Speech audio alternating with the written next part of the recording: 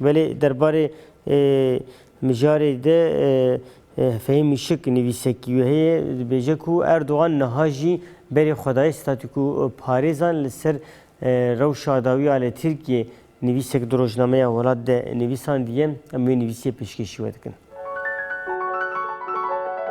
اردوغان د دسپیکا دسلاتاریا خوده وکه دموکراتکی مسلمان و لیبرال درکت پیش بری خدا نرخین اوروپای پرسکریکا کرد دسری ده دگلک پرسکریکان ده پیامین خورد و بریک و پیکتان وی آوائی نتنی مسلمان هر وها گلک دردورین لیبرال و دموکراتی پیشکریا اردوغان کرن.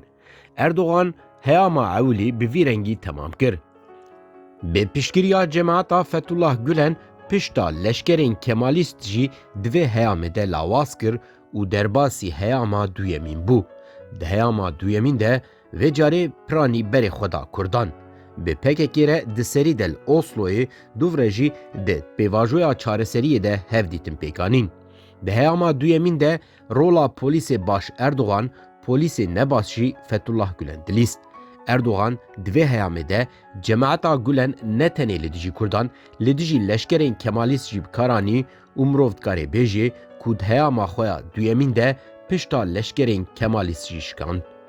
هیاما سیمین اردوغان به فرمی پشتی هلبجارتنا هفته حزیرانا 2015 دست بیکر. آمادکاری نوی بریجی هبون ده جوتما 2014 ده پلانا چوکدانینه آماده کربو. حتی جبو تفگرا کرد آگربست خراب که آنجی سدمین جه خراکرنه پیواجوی را ببینه هن پروواکاسیون آنجی پیکانی بو لبسر نکت بو.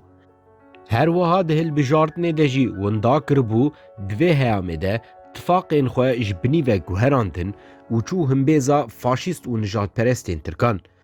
به مهپه و ارگنکونیان را اشکره ده سری ده به جهپه به ستاتو پارێزên dewletê re jî di pişterî de tifaqeke nû pêkanî. Rê jî ji xwe re vekir, hilbijartin nû kir û careke din hate ser hukm. Faşîst û nijadperestên Tirk bi şertê dijminatiya Kurdan piştgirî danê.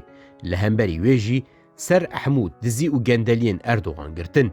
Di vê heyama sêyemîn de derdê herî mezin qedandina tevgera Kurd û şikandina tekoşîn û berxwedana Kurda bû. Li vê heyamê tiştekî din jî derxiste holê, ew qas piştgirî têrî Erdogan nekir û pişta tekoşîn û berxwedana Kurdan nehate şikandin. Kurd li çar hawîrdorên cîhanê li berxwedan. Belê tekoşîn bi berdêlên Gran Birê veçû, lê Kurd teslîm nebûn, ev berxwedana Kurdan wiha bi bandor bû ku desthilatariya Erdogan û tifaqên wî yên faşîst û nijadperest careke din ketine xeterê. Êdî têdîtin ku ew ê di hilbijartineke asayî de Erdogan winda bike û desthilatariya faşîst têk biçe. Lê ya ecêb li hemberî hindê ezmûnên berbiçav, statûparêzên Tifaka Millet jî hişê xwe negirte serê xwe, niha dor hatiye wan. Erdogan pêngava ewilî bi Ekrem İmamoğlu re avêt. Bê komployeke berbiçav 2 sal û 6 mih ceza dane wî. Her wiha mafê siyasetkirinê jî ji şaredarê bajarê herî meziniyê Tirkiyê re hate qedexekirin. Ew ê biryara dawî kengî ji dadgehê derkevê nayê zanîn, lê tê zanîn ku Erdogan dixwaze şaredariya Stenbolê bigire bin hukmê xwe û bi vî awayî biçe hilbijartinê. Nedikarîbû weke şaredariyên Kurda qeyûman tayin bike û ji ber vê yekê jî li Stenbolê vêriya komploya dadgehê hilbijart.